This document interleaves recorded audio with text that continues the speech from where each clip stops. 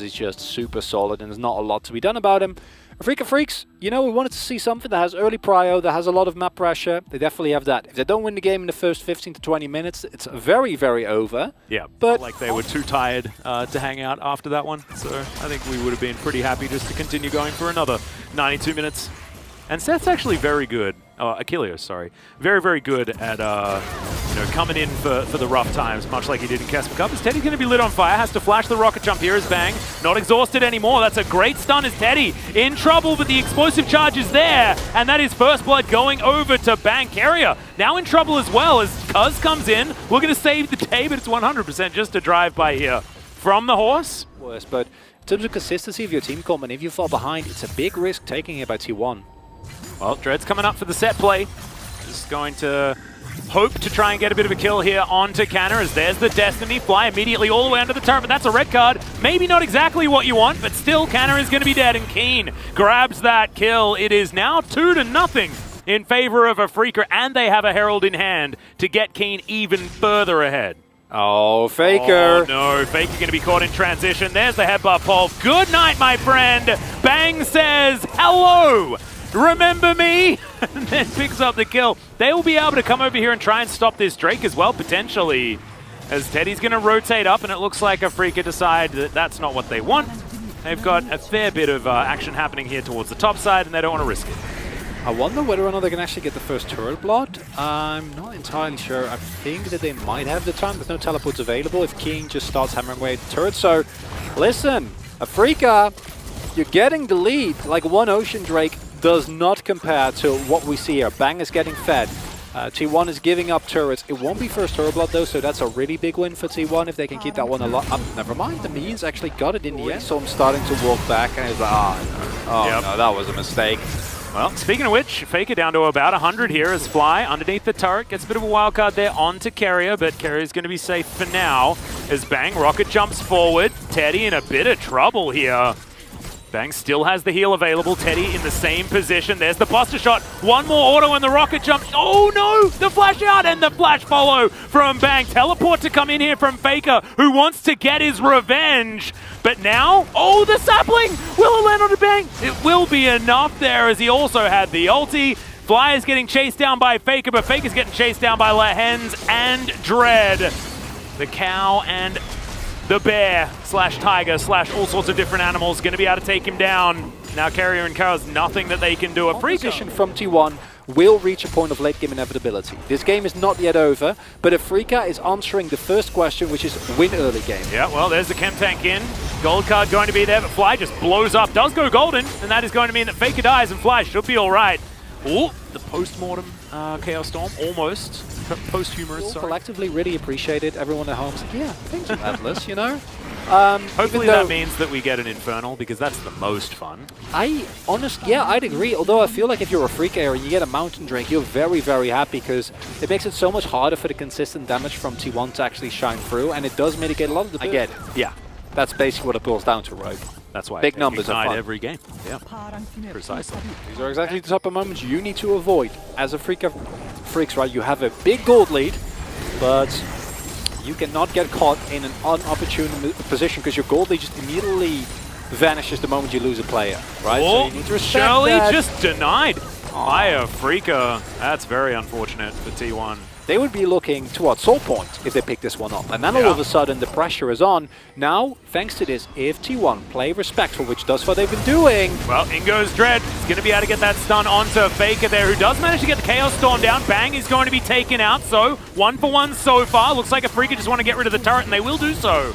As Canna finds the body slam, Infernal Chains pulls him back though as Keen flashes forward, looks for Carrier, but Canna, he goes golden. Another Destiny comes out. As you can see, Fly sees the fact that Cuz is in the area. He's going to back away. They'd be able to kind of get them away from a Baron, right? And then if Afreeca try to engage onto you in the jungle, they're in big trouble. Oh, Cuz looking for Dread. Dread should be taken down here, but he runs pretty quickly. Not going to be able to run after that, though, as Teddy's going to pick up the kill onto the Udyr. Right. Try to get the pressure as Bang is right-clicking real good. Wow. I mean, you're trying something. I don't hate it, but I hope the execution is good here, Atlas. Yeah, if we're flipping, though, it's not exactly what you want, because Afreeca, they already had a lead, right? Maybe going for a A flippy play like this isn't necessarily what they want. Keen in flanking position. T1 now all grouped up. Cuz has his ulti but doesn't have the ghost, as here's the Destiny. Keen trying to get in position, looking to get CC'd though, unfortunately, as Teddy takes him down first. Now Dread trying to get out of the fight, does so with the flash. Everyone flashing to try and get on top of Bang, as Faker has a score to settle, and he will be able to take down the Tristana, and this is what we're talking about! Oh no, Afreeca, they may have just thrown it away. It's the tragedy of Afreeca every single time. They have leads, but they don't know how to actually work with them. And the T1 comp, yes, it's hard to engage onto them, but then if you go for a Baron play, you need the setup. You need to have vision. Well, that's exactly what's happened so far. Now that gold lead is all but gone, about 1.4k. Zhonya's is completed for Canna, that 200% stabilized. It's going to be 3.5 minutes for that Mountain Soul point for Afreeca. Fetty and Taker. Yeah. I actually don't hate Taker. I mean, it sort of makes some sense, you know? Yeah. As Faker's taking back this game, and Teddy's getting fed. It's beautiful. Lahen's going to go down to half health and headbutts Faker, and now he's going to get hit back by a horse. Does have to flash there, as you can see. In comes the Destiny, Cuz relatively low. Keen gets over here as well. Fly not actually going to make the aggressive play, as T1 do take down that inner turret, and immediately the Udyr is just executed. Keen tries to find some of these kills, goes gold, and the wildcards are in, but over the wall goes Carrier, trying to be that hero. Frontlining quite nicely, as Fly, you are definitely dead. Keen gonna get out there with the Umbral dash, and T1 win themselves another fight. It's just heartbreaking. Yeah. I mean, the cooldown is 40 seconds, so I'm sure he's okay with that. Yeah, that's a lot of mobility ace coming in that with the Cosmic Drive, so that's nice at least. Indeed. Okay, flip it, Afreeca. Get that soul. Well, Lens is going to be denied as Canna tries to throw him back, as there's Twisted Advance onto Fly in the back line. The Roots are coming forward, and that's going to get so much CC here as Fly completely out of the fight. The Cow also eliminated. The T1 health bars is so high, as the interruption there from Canna, just beautiful. Teddy, of course, has his killer instinct available, and this is basically a wipe from T1, assuming they can take down Dread. The teleport comes in, and you can see Canna just wants to wipe him off the map. That cask is also gonna miss. When we throw out the party cask, it's 40-second cooldown, no one cares. Dread! Can he be the hero? I think Canna might be able to body slam him out of the way of this one. As he does so, there's the Everfrost, a lot of CC, but he's still able to walk in. No way! Drake! What the heck was that? Oh no! Merktread's completely OP. He's gonna die. And the Baron is gonna go to T1. But still, that's Mountain Soul. That's cool stuff. Nice work. That's second Baron here for T1. 1,700 gold going to be the lead. Okay, Faker might be caught out of position here. No opportunity to go golden just yet. And in fact, he's just heading into the Death Chamber. Teddy's free hitting though. As you can see, Lahen's, he's got the ult. He's going to keep him alive. Everfrost just slows Keen, as now Cuz is booking it. Finds the Onslaught of Shadows. They eliminate Keen first. Now Lahen's, no ability to go back. Oh my god, Bank's health bar. It just evaporates. And Afreeca, everyone sent to the Death Chamber. Faker says, yes, you can kill me, but remember there are 4 other people on my team, and that's not going to be so easy, as now it's a 6,000 gold lead for T1, and maybe it's just heading towards game number 2 with a T1 victory. A heartbreaking loss here for Afreeca. As you said, they played the early game as well as you could have expected from them, but then it's not even a caster curse, because like this is the curse of this team. This is the weight that they carry every single time they get those early game leads. They are unable to actually make it stick. They are unable to extend that lead further. And unfortunately, it means that Afreeca, I don't know if this technically eliminates them, but I don't think. I don't know whether they need to do initiation. As a whole, though, I like the Afreeca team comp. I do have the feeling that once you get to the late game, they have a really strong front-to-back team fight, a lot of engage. But I don't know if T1 are ever going to fight you on even footing. I also don't know where that ends. As Faker, yeah, he gets back to the lane. Of course, Fly still has his teleport available, and he might just die here as he flashes very late. And continue clearing my jungler. However, Faker, no such restraints. Nope, you cannot start this this potential dive because you have 100 health. Faker is going to find Keen. There's the flash. Haymaker comes down. Flash forward, and that's going to be first blood very easily here for Canna. Can Keen actually grab him? The answer is absolutely not. As Canna's going to be able to get out. Because then if you mount up, like the Alistair can't actually do a lot about you, and you can just flip him over, hit an attraction repel, and get a cute little trade in. Well, there's a headbutt pulve as Carrier in a bit of trouble here. On the horse, will still get stunned as Blade Caller not exactly going to do it, as now Cuz looking for some spears.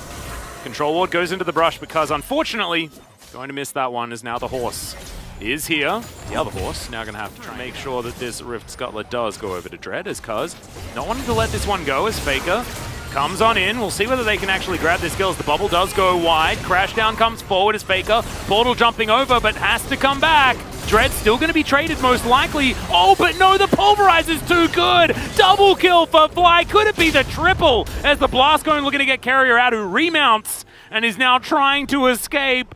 Will he be able to do it? Crashdown going to be back off cooldown, but nope, not happening. Fly going to pick up 3 kills in the team fight. Victor getting fed this early is immeasurable big problem as Lahans, these roams, man. Yep, Dread's going to come through here as well as there's the showstopper, but I don't know whether Canna can do this. Oh my goodness, gets a big shield there, but you can see Cuz throws a spear and says, nope, I ain't going to be able to help you. Have the hard engage required to deal with the T1 comp, right? Because T1, they want to shut this one down. Shout out to Wolf, of course. This is the Zoe turret. Is Keen going to get thrown underneath the top lane outer. But he just walks away, and he'll be absolutely fine as well.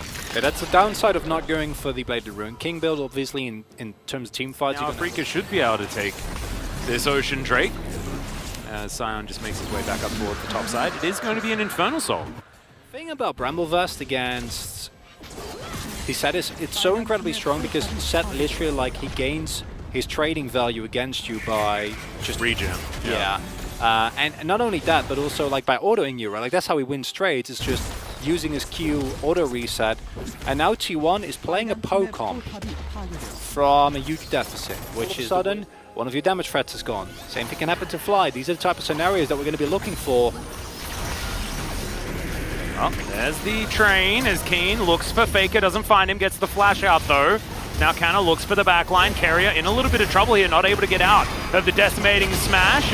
There's a lot of CC now, but Carrier has to flash. Gets a lot of heals. The Chaos Storm following him as he's so slow, but does make it to relative safety. Keen taking so much of this aggro is Teddy. That was a little bit too aggressive potentially, but is looking to try and make his way out. Dread not hit by that bubble, and now it's time for re-engage, but maybe it's actually not, as there's a beautiful face breaker from Canna. Hatemaker keeps him alive. Lahen's in trouble, has to flash the wall as the Scion will be taken down. Faker's not letting the cow go as Fly is hit by the bubble, and Faker doesn't have enough mana for a Battle Star. Oh, that was heartbreaking, but T1 gonna win the fight, and now looking for even more. Why are they hard committing when Bang is in the top lane?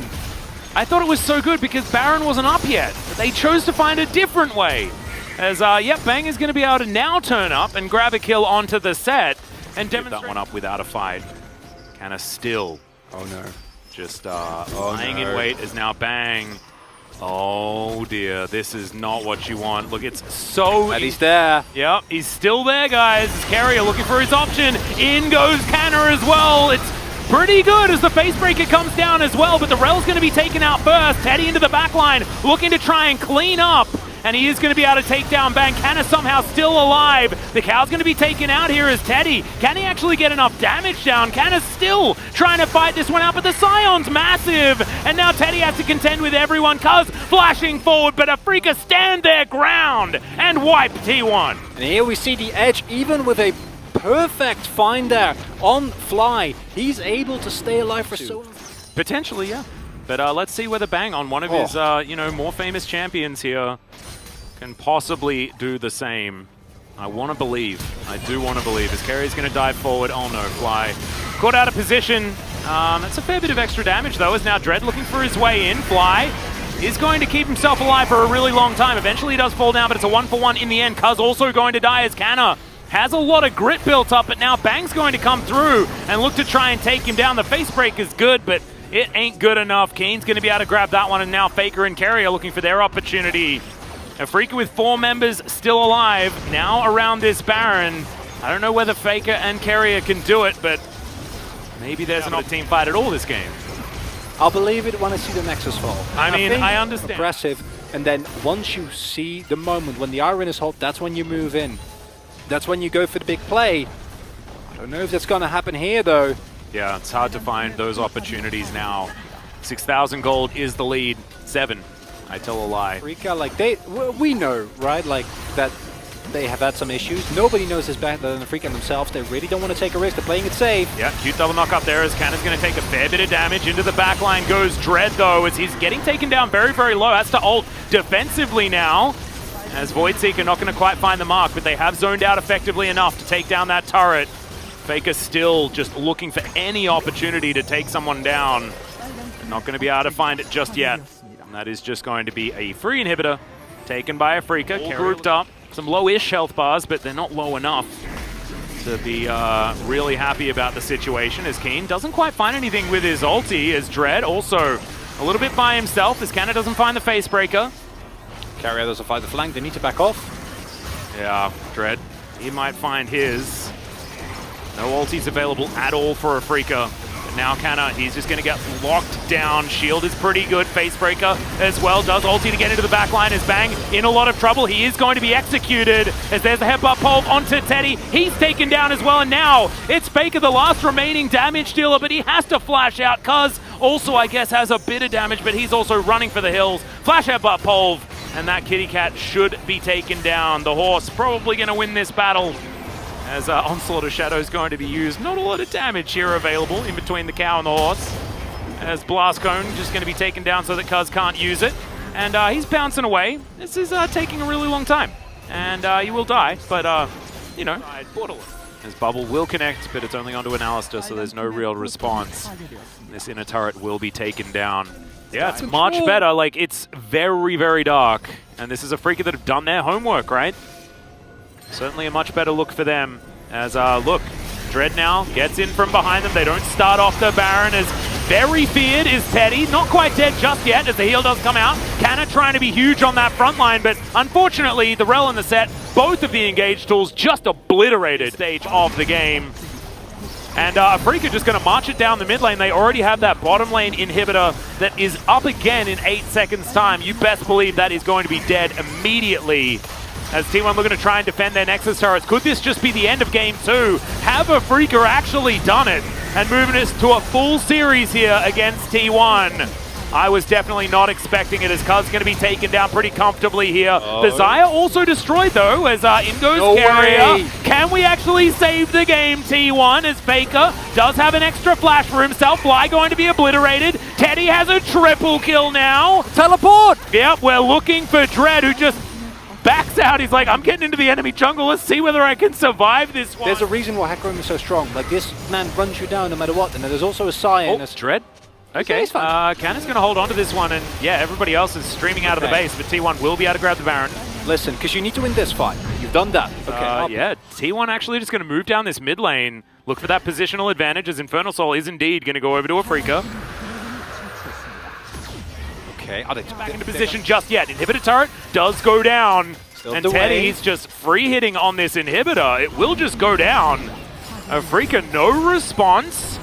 2 inhibitors still dead on T1's side of the map. There are streams of super creeps heading towards this one, as that's a teleport. Carrier gonna crash down as Zoe gets back to base. Now Dread looking for Cuz. Keen had teleported in as well. I think they're gonna give Cuz up for the Ghost, as the Rel also going to be dead. And Teddy still backing. Oh my goodness, this is so dangerous. That should be it, Atlas. I don't think they can defend 3 versus 5. Yeah, especially when Canna's desperately trying to find his way back. Teddy looking for Lehens. Lehens finally flashes. I think he was looking elsewhere. Teddy now having to deal with Dread. He's looking for the back. I don't think there's any way Teddy gets out of this one, as now he's looking to chase down the Hecarim. Yeah, you're not going to be able to 1v1 this Kai'Sa, but all he's trying to do is stop that back from happening. Onslaught of Shadows comes in, and the fear is real good. Faker has a stride breaker. And Teddy once again going to get denied. There's the showstopper into the backline. Lehens might die, but the Nexus turret's going to be taken down. Another back going to be attempted here, as the Nexus is so extraordinarily low. There it goes. Afreeca topple T1 in game 2. It's a valiant effort for T1, and we hold our hearts till the very end of the game. Oh man. But full tank Hecarim jumping on top of him without a speed boost, without a chrono break that he's definitely getting this time. But on the flip side, T1's composition. They're somewhat gated by cannot have his Magnar available, but they can actually team fight, right? Like this is a composition. Takes a little bit before the Silas does do what he's intended to do in this matchup. As it's continuing to go not so good for Kane, who doesn't have a lot of mana either, as Dread's going to make his way and look to try and save this one. Ooh, misses the abduct, unfortunately, but Canna now still trying to get out, not going to be able to. Dread's going to grab that first blood, and the horse off to a great start. It's a Herald, and Lance maybe thinking about roaming. Fight could break out here. Yep, Fly moving on over. Faker coming in as well, should be able to make it.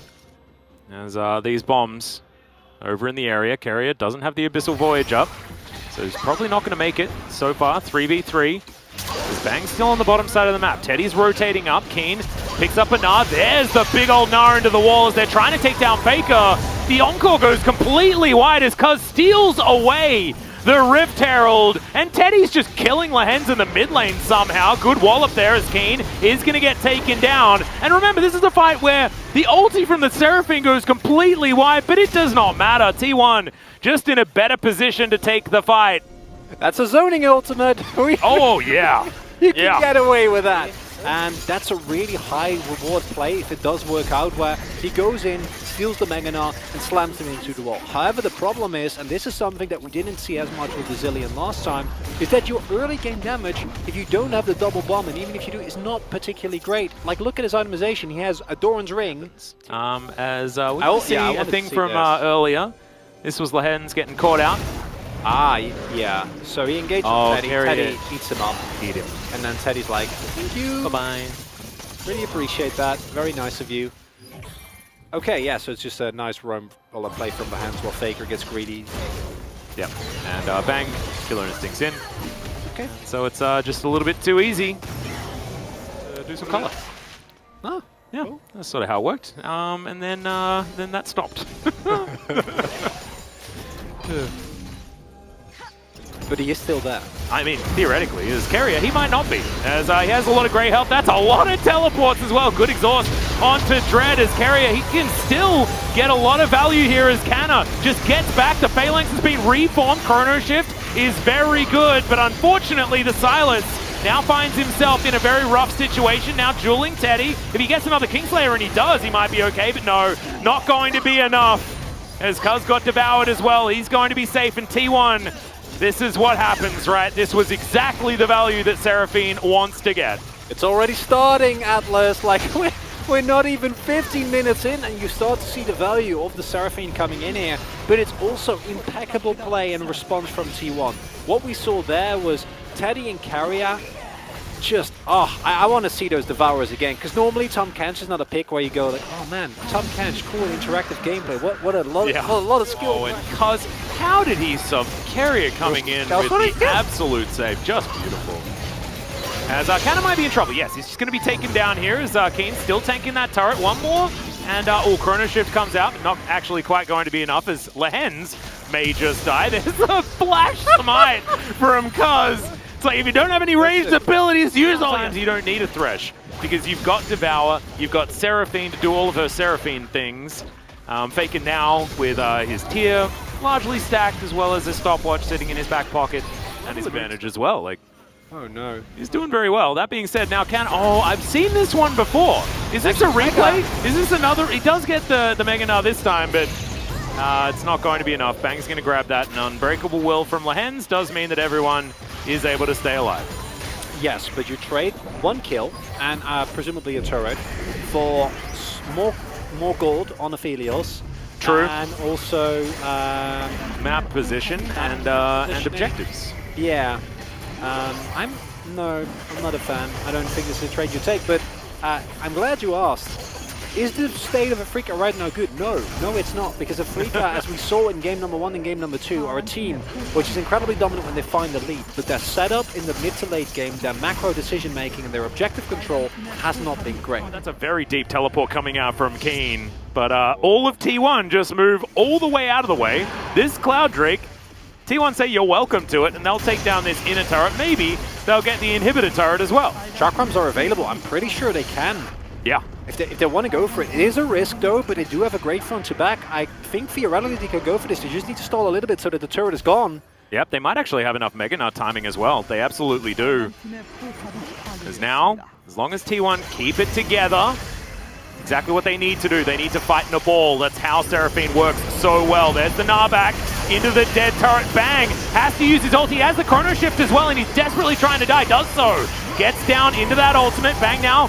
But, oh no, it's just not enough. Cuz is just going to solo him out there on the back line. And T1, they have a front door open. That might they be can just it. end the game in almost sub 20 minutes. Teddy, so close to death, but he's alive. Oh, they don't have a wave. No, they can't. They couldn't. There's a cow and a horse between them and victory right now. All right, well, we're getting to work on the first Nexus turret. These death timers are not large. 10 seconds on Keen as Dread now with full health back up again. And T1, they take one Nexus turret. Now they're looking to back away. Listen, I'm not a fan of Tom Kench, but non-ironically. Lehens standing on a ward as well. T1 have all the information that they need. And Kanna has teleport. He can get here if he wants to, as now Cuz just walking underneath his turret. This is a little bit dangerous, getting slowed down a lot. But yeah, I mean, I say it's dangerous, but he's there. As this is a really nice setup with Bang taking that, but they are at threat of getting engaged on. Yeah, T1 could actually force right now as Cuz looking for Lehens. Beat drop, not actually going to connect here as Bang will finish off the Drake. He's taken a little bit of damage, but not too much to worry about, especially with Killer Instinct's shield. Can do is like go in situations like this, which hopefully should be able to. Well, here's the Abyssal Voyage as Cuz is in relatively close proximity. But he's by himself right now. The Baron is going down pretty slowly, however. Cuz is up a level. Yeah, I've seen this from Afreeca before, but Cuz is going to get exhausted. Can he get in and steal his weight? The answer is no. That's a brilliant Pulverizer's Bang immediately there. Faker going to go golden, though. He's buying so much time as Teddy. Not dead just yet, but finally does get taken down. But the answer is the Hecarim and the Kai'Sa out of the fight. The Zillion also obliterated. Keen trying to be our hero, but the answer is absolutely no way, my friend. Lehens, it's him against the world, but there is one Nexus turret. Take a look at these teams and think this is definitely over. Well, I wouldn't count on it. He's going to get level 14 now. I mean, the Hecarim is still very strong, like you were talking about. And he's going to go. Lehens looking for that flank play as that's the stolen encore onto T1. Carrier still trying to tank this one up, but the Aphelios is largely untouched. And oh no, Keen was going in for it, then immediately gets gnawed back. Beautiful defensive play as the Aphelios picks up yet another kill. He is taken down, but now it's 2 versus 4, and I think Afreeca may just be done as Cuz is going to chase down Fly. He's going to have to kill him a couple of times, but there's no flash, and I just don't think he's going anywhere. Good Everfrost, but that is goodbye Inhibitor, and the rest of T1 is looking to just end this game. And Hecarim is so insanely strong. You see it there again. The only reason that Teddy stayed alive for all of that, the coordinated dive, the encore from Keen, is Carrier, right? Like without that, we mean Tom Kent so much because it's such a, I don't know, like if it was a sandwich, it would be a bad one, but in this scenario, it's just the ingredient you need, right? He is tasty and firm bun that keeps it all together, and T1, they fight a crucial victory in Afreeca, unfortunately. If you have the right condiments, any sandwich tastes delicious.